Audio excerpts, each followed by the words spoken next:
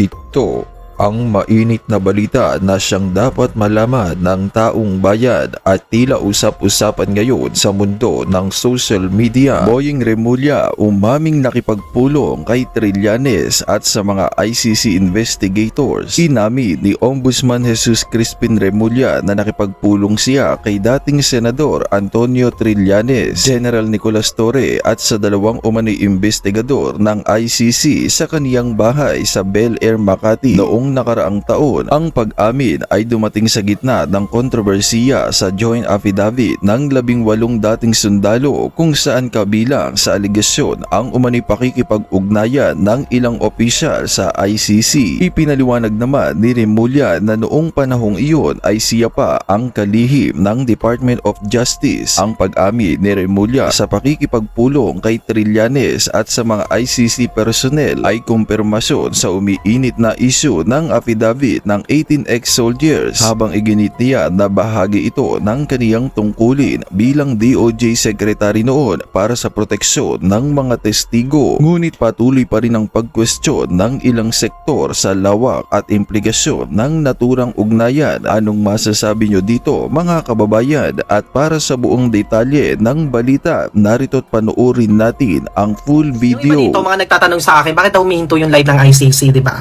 Lagi ninyong tatandaan, kaya hinihinto nila yon. Merong sasabihin yung kabila at merong sasabihin si Attorney Nicolas Kaufman.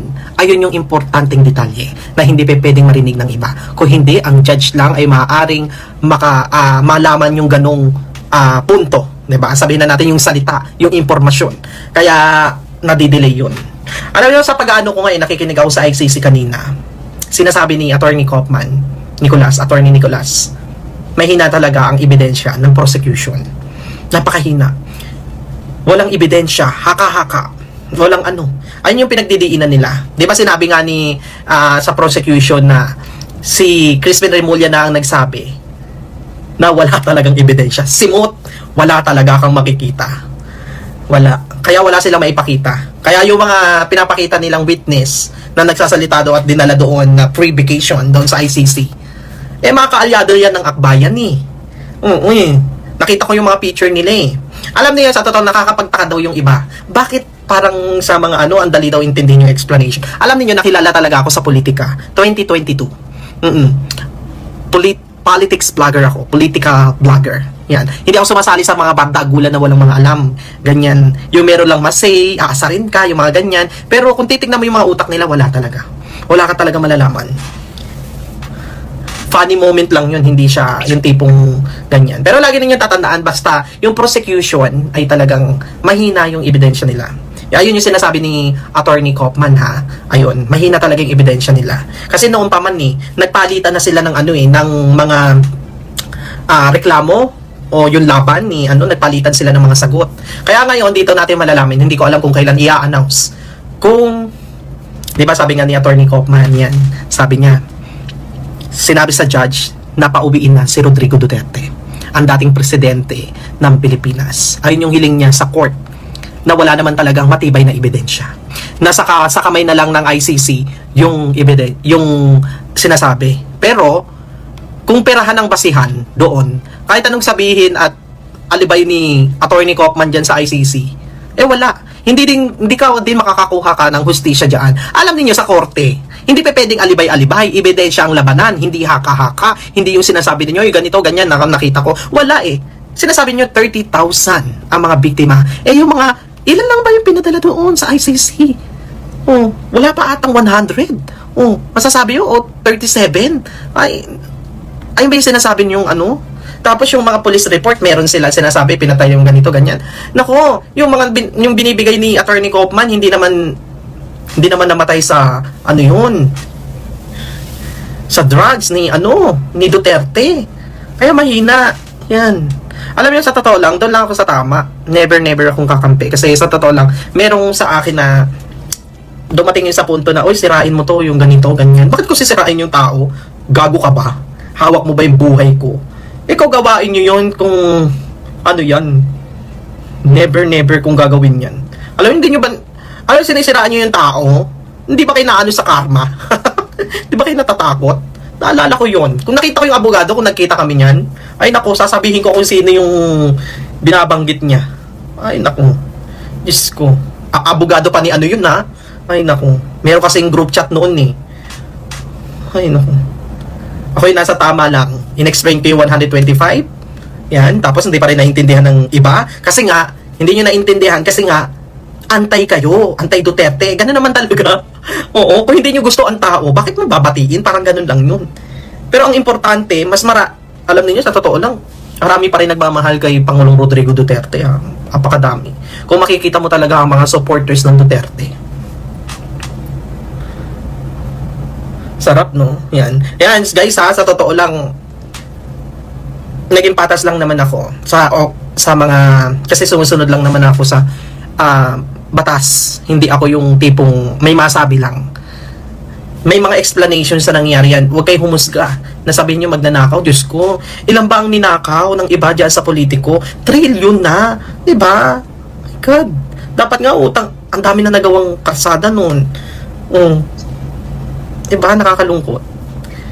For the first time lang ulit, sa termino pa ni BBM, ang daming korupsyon. Oh my God. Totoo yan. Ang daming korupsyon. Hanggang ngayon, wala pa talagang, kailan mangyayari. Mananagot ang yung mananagot ang mga nagnakaw. Ang mga nagnakaw, mga ewan ko. Diba? Pati ang mga vlogger, mga nababayaran na. Diyos ko. Diba? Sana nga makulong din ang mga vlogger na mga bayad eh. Ay, grabe kayo. Hindi ko talaga makakalimutan ang aking karanasan. Basta ako nasa tama lang ang aking sinasabi. Kaya nga ako may platform eh. Sko, yayaman ka bigla. Ay, katakot sa karma. Ano sa inyo? Basta ako masasabi ko sa inyo, political vlogger ako, kaya alam ko naman yung hindi ko binabaliktad yung sinasabi ninyo. Ay, bumaliktad na si naku, hindi ako bumaliktad. Free ang Google. Nandaan ninyo. Doon na ako bumabase. Huwag kayong dyan. At maraming salamat sa inyo. Diyos ko. 1.6 na tayo, followers. Oh my God, I love you. Kaya, yan. Ano yung iba dito? Diyos ko, i-mention nyo naman ako. Baka nitong eleksyon, next year o kalagitnaan, mag-a-announce na ako sino susuportahan ko. Diba? Yung picture o video, ipopost ko na lang. Alam nyo ba, meron na iwan na mensahe nga si Tatay Digong o dating Pangulong Rodrigo Duterte na binahagi nga doon sa korte, doon sa hearing. Binahagi din ni Atty. Nicolas yung pagkakabanggit nga ni Rodrigo Duterte. Ang sabi ni Atty. Nicolas, bago magsimula ang huling pagdinig, binahagi ng attorney ang naging usapan daw nila ni dating Pangulong Rodrigo Duterte o mas kilala ng marami bilang Tatay Digong. Ayon kay Nicolas, tinawag siya ng dating Pangulo na palayaw na Nick at sinabi sa kanya, Nick, nagawa ko na ang tungkulin ko, naiwan ko ang aking pamana. Pumunta ka sa korte at gawin mo ang trabaho mo pero hindi na kita matutulungan. Marami na akong hindi naalala, hindi ako makapagkomento tungkol sa mga taong hindi ko namang kilala at sa mga estadistikang wala namang ibig sabihin para sa akin. Pagkatapos nito, tahimik ngunit mabigat ang kanya naging pagtatapos. Sinabi raw niya na siya ay naging tapat sa lingkod ng bayan at iyon ang nais niyang maging alaala sa kanya. Tinanggap rin daw niya ang kanyang kapalaran at napagtanto niyang maaari siyang mamatay sa loob ng bilangguan. Sa puntong iyon, ayon nga kay Atty. Nicolas, naramdaman nilang parang wala ng saysay, parang ipagpatuloy pa ang usapan. Ngunit sinubukan pa rin niyang palakasin ng loob at pinaalala nila ang susunod na buwan ay mag-81 taong gulang na siya. Kinukwento rin nila ang dami ng mga taong bumibisita nga sa lugar na tinatawag ng ilan na Duterte Street at Duterte Park, malapit sa detention center ng International Criminal Court sa The Hague. Marami daw na pumupunta roon upang maramdaman man lang ang kanyang presensya kahit hindi nila siya makita ng personal. Pinaalala rin kay Tatay Digong sa kanya ang bundok ng mga sulat at greeting card na natanggap niya noong ika-18 niyang kaarawan. Napakarami raw nito na kailangan pang ilagay sa 2 sako upang mauwi nga sa kanilang opisina.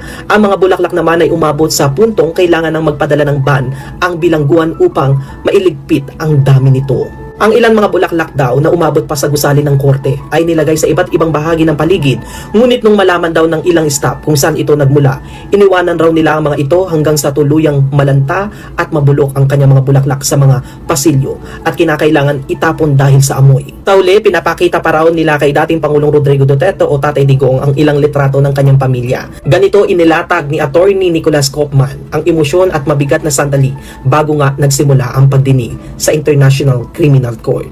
Simulan po natin dito talagang matindi itong pagtatalo ni Claire at saka ni Defensor. Malalim na. Nagkakapersonalan na. Ito. Bigyan natin ng komentaryo.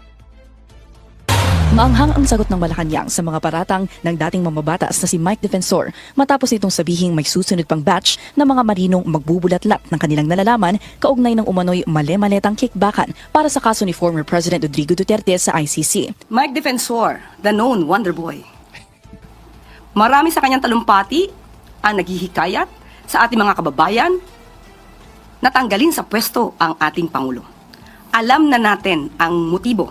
Ayan. Ito si Auntie Claire, no? Hindi mo malaman kung ito ay tagapagsalita ng Pangulo o vlogger. Sa bagay, vlogger, saan ba napulot to? Di vlogger, di ba? I mean, hindi ko po iniinsulto ang mga vloggers dahil vlogger din ako no? Pero syempre, kung bagat sa ilalagay mo sa lugar yung iyong pagsasalita.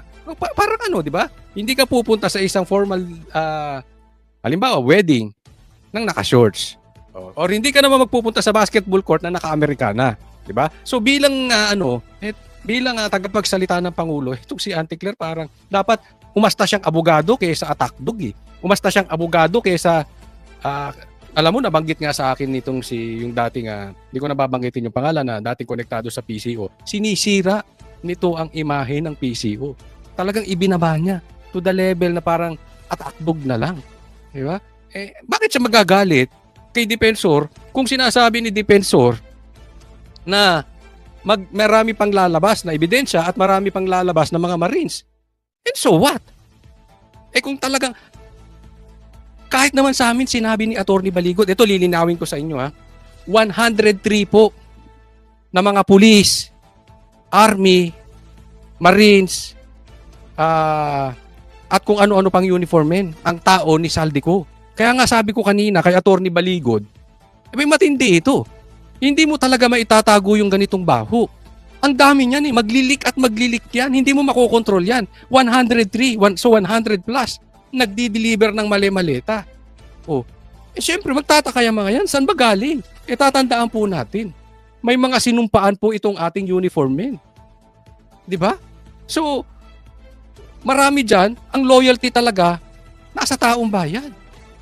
Bakit mo sinisira yung nagsasalita ng katotohanan?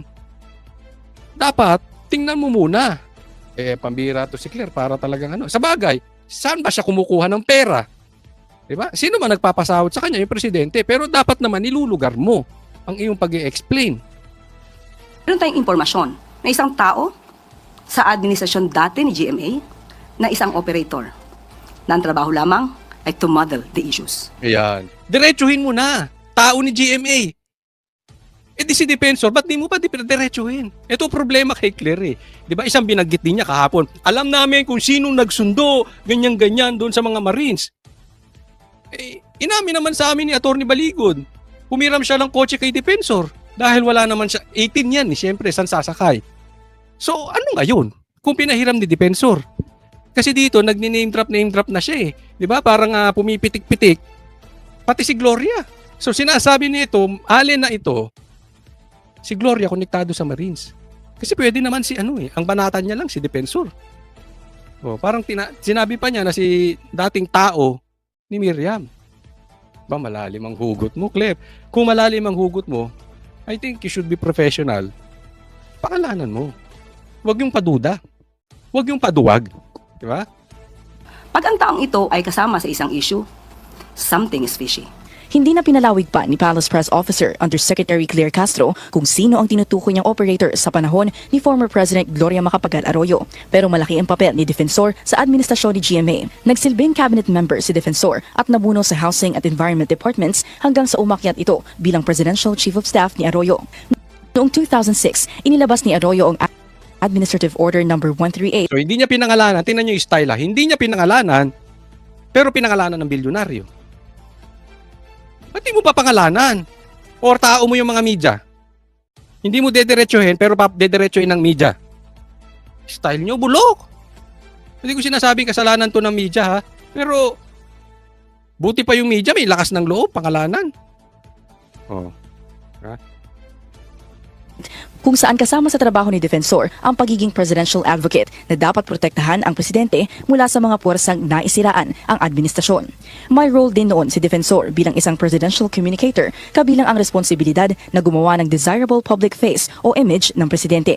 Sa tingin ng palasyo, posibleng motibo sa alegasyong suhulan ay para i-discredit ang kredibilidad at integridad ng ICC. Naglabas Teka muna. Okay? Ang motibo raw ni Defensor, tingnan yung mabuti, ha, ang motibo raw ni Defensor ay para siraan ng ICC. At ang sabi mo, Auntie Claire, parang something's fishy. Nilayo mo kay Bongbong Marcos. Nakita niyo yung style? Di ba ang sinabi nitong mga Marines, nag-deliver din sila sa Ilocos Norte. Nag-deliver din sila sa bahay ni Bongbong Marcos. Nag-deliver din dyan sa Malacanang. Tapos, ang ibinibintang mo ngayon, ang gusto mong pag-usapan, yung paninira ni Defensor para dun sa ICC.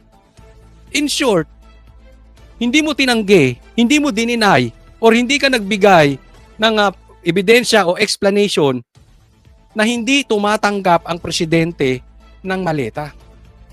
Yun ang gusto naming marinig. Alam mo kung ba't gusto naming marinig yun?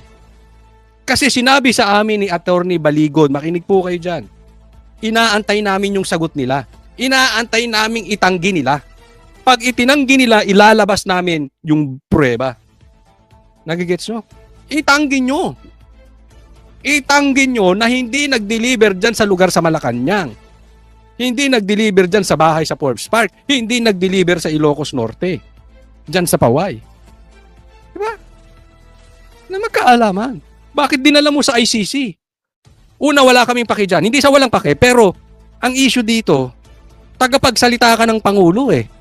Di ba? Total, dinidefend mo yung Pangulo, i-defend mo ng ayos nang hindi mo kami nililigaw. Tapos sasabihin mo something's fishy. Talagang something's fishy. Bakit magdi-deliver ng maletang pera 3 times a week? 3 times a week sa Pangulo. Talagang fishy yun. Hindi lang fishy, amoy bagoong na, baho na talaga. Nangangala, malansa na talaga ang amoy. na rin ang pahayag si National Security Advisor Eduardo Año na ni minsan ay hindi siya nakipag-meeting at nakatanggap ng paper bag na may pera. Siyempre meron ba namang magnanakaw na aamin? Pambihira kayo. Hindi raw ito itotolerate ng NSC at titingnan nila kung ang umano'y revelasyon ng kampo ni na Defensor ay parte ng destabilization efforts laban sa gobyerno. Ito na naman tayo sa destabilization. Kasama kasi ang pag nabubuking kayo, itong mga ito, nakakaloko. Hindi ko alam kung sila loko-loko o ginagawa tayong loko-loko. Hindi ko alam kung sila tatanga-tanga o tayo ginagawang tatanga-tanga. Tatanga. Pag binubuking, magnanakaw kayo. Pag nabubuking yung pagnanakaw ninyo, ang tawag nyo sa mga nang bubuking destabilizers. Pambihira kayo. Oh. Tapos yung mga kakampi nyo, nakasama nyo nagnanakaw, papalakpakan nyo. Bakit? Parang yung pangako ni Bongbong Marcos nung eleksyon. Unang, walang natutupad. Pangalawa, generic masyado. Diba? Ganito rin ang pagtanggi nila. Alam mo mga generic na pagtanggi? Fake news. Fake news yan. Pero hindi naman sila mag-o-offer ng reason or ebidensya bakit fake news. O, pangalawa, dinidestabilize lang ang gobyerno. Lusot na sila. Diba? Parang ano yan eh. Pag binuking mo yung rapist, ikaw pa may kasalanan. Pag binuking mo yung addict, ikaw pa may kasalanan. Same thing dito. Binubuking mo yung magnanakaw, destabilization. Yan. Ala ni Año sa umano'y townhouse meeting kasama si resigned Congressman Zalico, former House Speaker Martin Romualdez at ML Party List Representative Laila de Lima. Para sa agenda, Ivy Reyes. Diyan pa lang makikita mo naman na talagang madaming pictures. And more to come. May videos pa yan. Oh. Ha? Ang sabi lang sa amin ni Atty. Baligod, I assume sobra sila sa ebidensya. Kasi sabi niya, hindi niya mababanggit lahat.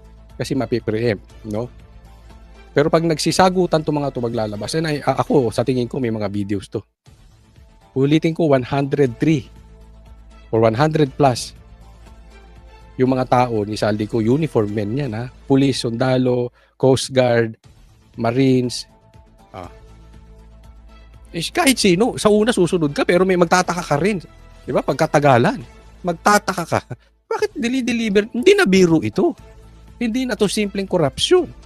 Gahaman na talaga to. Bababagsakin ng Pilipinas yung ganito kalaking korupsyon. O eto po, tingnan nyo. Eto, nakita ko tong post na to, no? At pag-usapan natin, yan yung sinasabi ko kanina na batuhan nila ng sagutan nitong si Claire tsaka si Defensor. Eto sinabi ni Auntie Claire, Mike Defensor, the known wonder boy. So ad hominem na siya, di ba? Dapat yan, nagbibigay ka ng ebidensya or itinatanggi mo or sinasang-ayunan mo kung talagang nadidelibera ng maleta si Marcos. Hindi yung kung ano-ano sasabihin mo doon sa nagsasalita or naglalabas ng ebidensya laban doon sa amo mo. So titirahin mo. So ano ngayon kung wonder boy siya? Baka mamaya sabihin mo bakla, baka sabihin mo pangit, baka sabihin mo bayan. Hindi, wala ang issue doon. Ang issue si Bongbong Marcos tumatanggap ng mali-maleta 3 times a week. Yun ang itanggi mo. Focus tayo doon. Hindi issue dito si Defensor. Wala kaming pakialam kay Defensor. Kasi kakain ng mga Pilipino with or without this Defensor. Pero kung magnanakaw yung amo mo, malaki problema natin dahil magugutom ang taong bayan. Huwag nyo kaming iligaw. Sagutin ninyo mga paratang sa inyo. O, sabi niya, marami sa kanyang talumpati ang naghihikayat sa ating mga kababayan na tanggalin sa pwesto ang ating Pangulo.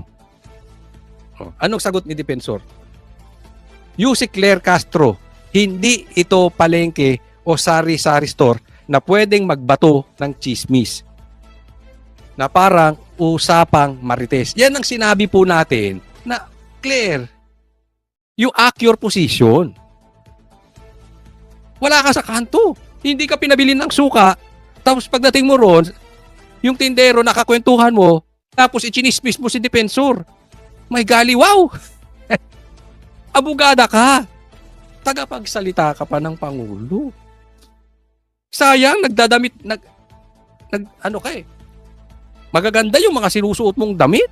Nag-aayos ka, hindi ka naman ganyan dati. Naayos mo yung pananamit mo. Yung quality. Yung lumalabas sa bunganga mo, hindi pang PCO, ha? Hindi ka ba nahiya sa sarili mo? Hindi pang abogado yung mga pinagsasabi mo. Oh.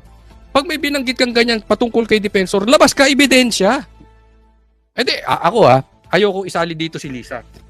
Pero parang lumalabas na yung boses mo, yung sinasabi mo parang galing lang kay Lisa eh. Di ba? Bakit?